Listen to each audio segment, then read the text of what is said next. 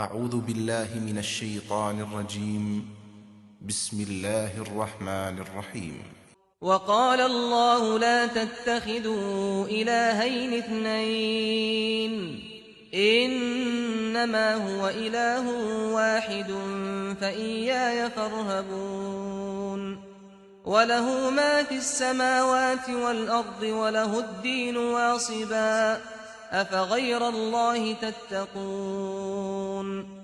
اللہ نے فرمایا ہے کہ دو معبود نہ ٹھہراؤ، وہ ایک ہی معبود ہے، اس لیے مجھی سے ڈرو۔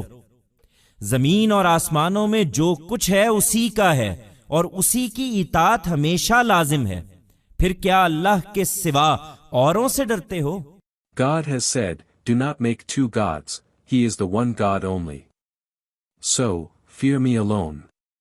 Whatever is in the heavens and the earth belongs to him and only he is to be always obeyed. Then do you fear others besides God?